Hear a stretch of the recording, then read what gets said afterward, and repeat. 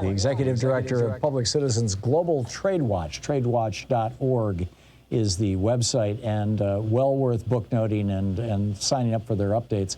Lori's personal Twitter handle is Wallach Lori, WALLACHLORI, and the one for Trade Watch is PCGTW, as in Public Citizen Global Trade Watch, PCGTW on Twitter. At tradewatch.org on the internet. Lori, welcome back. We have talked, you and I, on numerous occasions about the so-called TRIPS waivers, and I think it's an important time to revisit that and find out where we're at with that. In the first hour of the program today, we were talking with Dr. Eric Feigelding, who's an epidemiologist, former faculty member at Harvard Medical School, and he was talking about how important it is that we get essentially the world vaccinated. The principal barrier to this seems to be patent law. Tell us about it.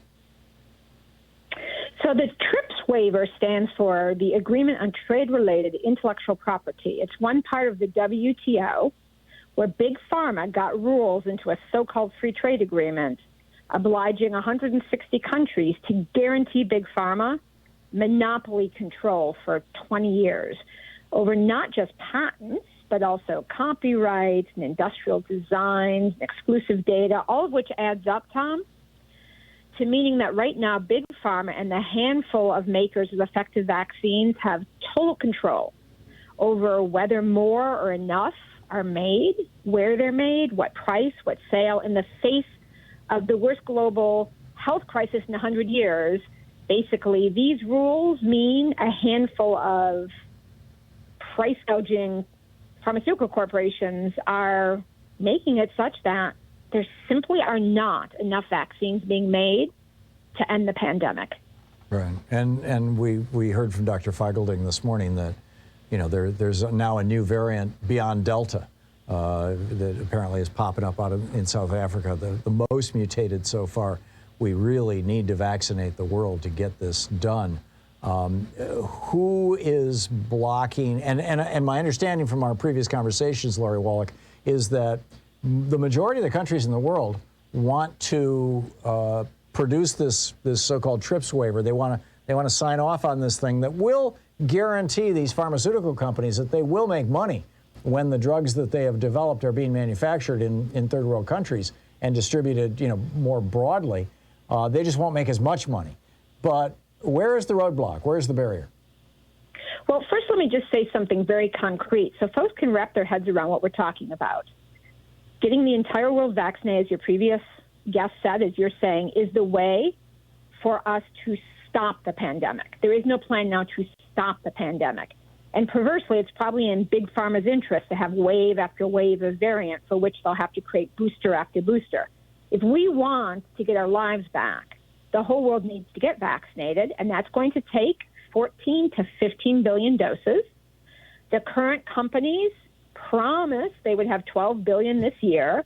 Here we are in the 9th month, and they don't have 5 billion out the door, so they're not going to cut it. They haven't been cutting it. They can't make enough.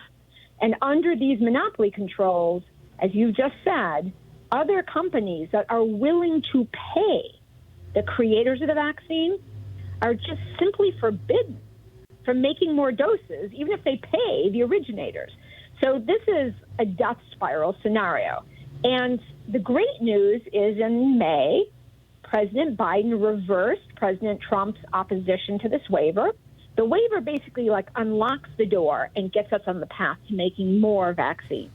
The gate is slammed. The intellectual property is monopolized, is constrained. So there are now about 140 countries that want to do this. And at this point, it's literally Germany getting the entire European Union to block the will of 140 other countries. But also, the Biden administration hasn't really stepped up to lead in the 4 months since they announced that they were supporting. So the Biden administration needs to lead. The Germans need to get the heck out of the way, and we can get this done and more vaccines made. What are the, Lori, we're talking with Lori Wallach, the Executive Director of Public Citizens Global Trade Watch, tradewatch.org. Where are the pressure points that the average person, folks listening to this program can push Is it a matter of contacting our members of Congress at 202-224-3121, calling your member of the House or your senator? Is it a matter of contacting the White House, at whitehouse.gov, I think it is. There's a form you can fill out. Is it a matter of calling your state representatives? How can we most effect? And obviously, go to tradewatch.org. You may not want to say it, but I will. Go to tradewatch.org and learn what you can and sign up to help in any way you can. But how can we bring maximum pressure to make this happen? We need to vaccinate the world, Lori, as you know. Yep, absolutely. And here's the good news, Tom. This is totally doable. This is a political problem, not a technical problem. Thank goodness we've got the ability to beat this pandemic. Now we have to create the political will. So where it needs to happen is with the White House. And there are two concrete things folks can do.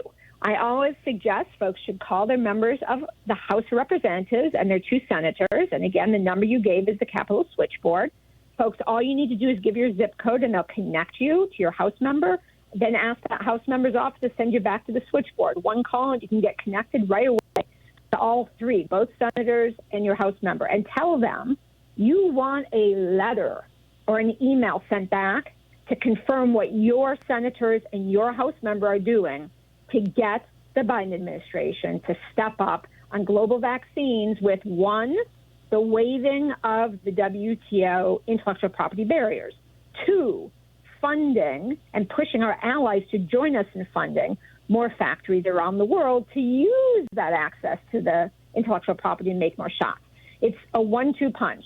Now, the second thing to do, though, which we've made super easy, is there's actually a person in the Biden administration who's supposed to be doing this. And this is a guy named Jeff Zients.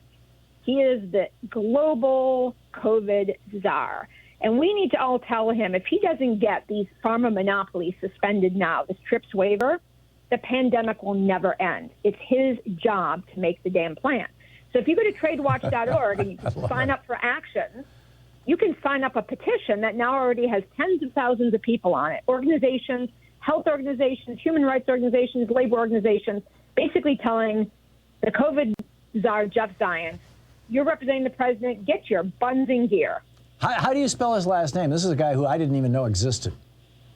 Zients. Jeffrey Zients. Uh-huh.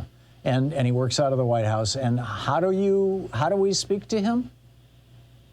So he's a very secretive guy. He's been dodging this, but we've been able to figure out a way to get petitions basically flooding into him. So if you go to tradewatch.org and you land on that first page, you see sign up for action.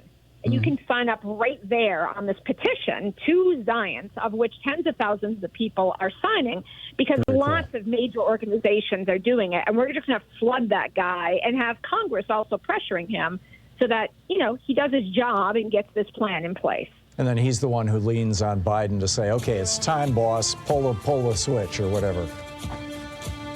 Well, and with the UN Global Assembly coming up, another thing is, folks, if you're listening in New York City, there's going to be a big rally protest on the 20th, right at the UN, to push Biden and the other global leaders to make the choice to end the pandemic. September This is a 20th. leadership thing, and your voice can help.